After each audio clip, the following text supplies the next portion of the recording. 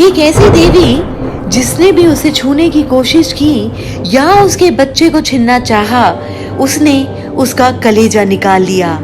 जी हाँ दोस्तों, एक हाथ में नवजात शिशु और दूसरे में इंसान की अंतड़ियां।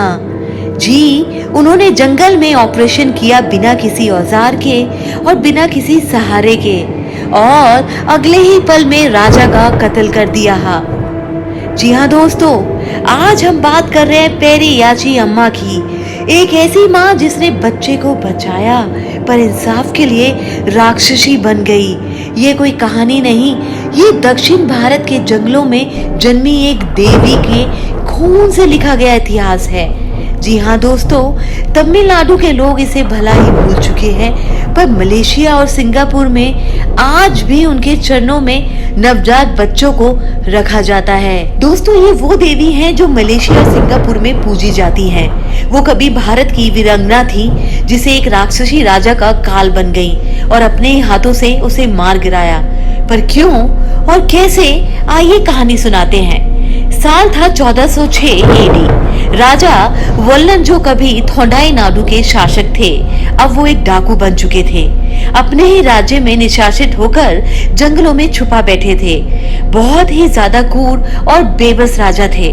उनकी पत्नी गर्भवती थी और उस बच्चे की डिलीवरी कराने के लिए उन्हें एक निडर महिला को उठाना पड़ा, जो थी पेरियाची। लेकिन डिलीवरी आसान नहीं थी दोस्तों, क्योंकि ना ही अस्पताल था, ना ही दवाई थी, और सबसे बड़ी शर्त ये थी कि बच्चे को जमीन पे नहीं गिरना चाहिए। तो दोस्तों, फिर क्या हुआ? पेरियाची ने बर्फ जैसे दिमाग और पत्थर जैसे इरादों से जंगल में ही सी सेक्शन किया। पत्थर पर बैठकर अपने घुटनों पर महिला को लिटाया और अपने हाथों से बच्चे को दुनिया में लाई। पर तभी राजा का असली चेहरा सामने आया। उसके ज्योतिष ने कहा था कि जो इस बच्चे को हाथ लगाएगा उसे मार देना चाहिए। राजा ने अपनी तलवार निकाली, लेकिन पेरियाचा देवी ने कुछ और ही सोच रखा था। उसने राजा की छाती से भाले से वार किया और अपने पैरों के नीचे रौंद दिया। राजा की पत्नी उन्हें बचाने के लिए जैसे भागी तो पेरियाची ने उनके पेट को चीर दिया और क्रोध में उनकी आंतें खा गईं।